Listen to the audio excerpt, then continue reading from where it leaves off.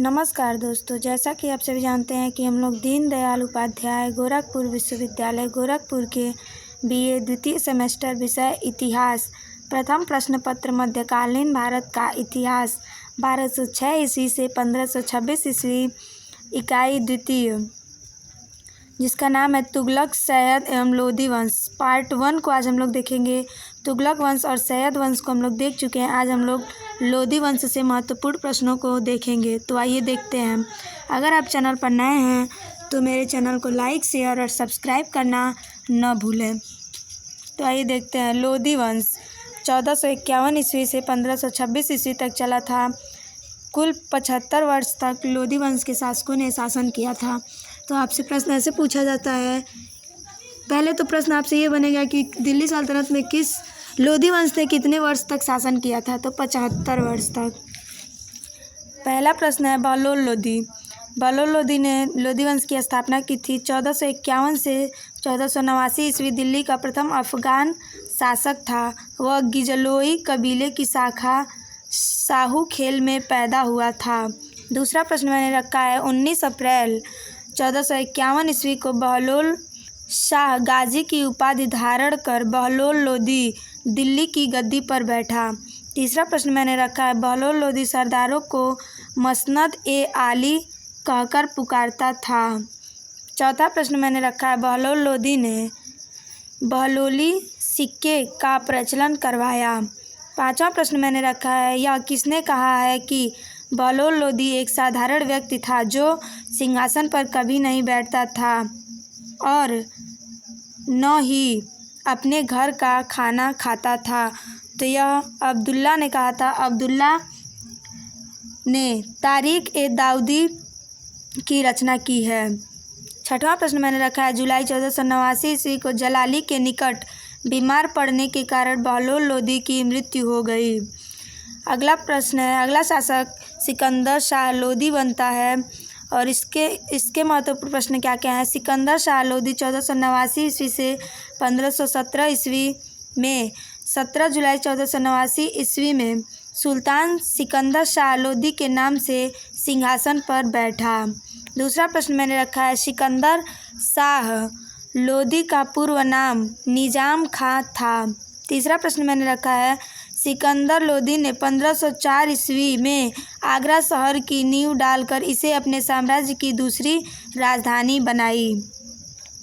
चौथा प्रश्न मैंने रखा है सिकंदर लोदी को लोदी वंश का सर्वाधिक सफल शासक माना जाता है। पांचवा प्रश्न मैंने रखा है सिकंदर लोदी गुलरुखी के उपनाम से कविताएं लिखा करता था। छठवां प्रश्न मैंने रखा है कि सिकंदर लोदी एक कट्टर मुसलमान था। इसने नगर कोट के ज्वालामुखी मंदिर की मूर्ति को तोड़कर उसके टुकड़ों को कसाईयों को मांस तौलने के लिए दिया था। सातवां प्रश्न जो आप लोगों से सिकंदर लोदी से बनेगा कि सिकंदर लोदी ने मुसलमानों ताजिया निकालने एवं मुसलमान स्त्रियों के पीरों तथा सती के मजार कब्रों पर जाने पर प्रतिबंध लगा दिया। संतों के मजार कब्रों पर जाने पर प्रतिबंध लगा दिया। आठवां प्रश्न मैंने रखा है भूमि के मापन के प्रामाणिक पैमाना गज ए सिकंदरी 30 इंच का प्रचलन सिकंदर लोदी ने किया। तो यहाँ से आप लोग के सेमेस्टर की परीक्षा में बहुत प्रश्न बनता है कि गज ए सिकंदरी जो भूमि मापन के लिए थी वह किसने चलाया था? तो गज ए सिकंदरी सिकंदर लोदी ने चलाया था। अगला प्रश्न है सिकंदर लोदी के एक आदेश पर संस्कृत के एक आयुर्वेद ग्रंथ का फारसी में फरहंग ए सिकंदरी के नाम से अनुवाद करवाया। सिकंदर लोदी के आदेश पर। तो आपसे यह भी प्रश्न पूछा जा सकता है कि फरहंग ए सिकंदरी का अनुवाद किसने करवाया था? तो सिकंदर लोदी ने, जो आयुर्वेद ग्रंथ था। 10वां प्रश्न मैंने रखा है सिकंदर लोदी के काल में गान विद्या के एक महत्वपूर्ण ग्रंथ लज्जत ए सिकंदर शाही की रचना फारसी में की गई। और 11वां प्रश्न मैंने रखा है मोठ की मस्जिद का निर्माण सिकंदर लोदी के वजीर द्वारा करवाया गया था। अगला शासक बनता है इब्राहिम शाह लोदी। पहला प्रश्न इससे बनेगा इब्राहिम शाह लोदी 1517 ईस्वी से 1526 ईस्वी को सिकंदर लोदी की मृत्यु गले की बीमारी के कारण सिकंदर लोदी की मृत्यु कैसे होती है? तो गले की बीमारी के कारण के बाद 22 नवंबर 1517 ईस्वी को अमीरों ने सर्वसम्मति से इसे दिल्ली के सिंहासन पर बैठाया। दूसरा प्रश्न इससे बनेगा, इब्राहिम लोदी के समय अफगान सरदारों ने बिहार के गवर्नर दरिया खां लोहानी के नेतृत्व में विद्रोह कर दिया। तीसरा प्रश्न मैंने रखा है, इब्राहिम लोदी एवं राणा सांगा के मध्य 1517 से 18 में घाटोली का युद्ध हुआ, जिसमें इब्राहिम लोदी की हार हुई।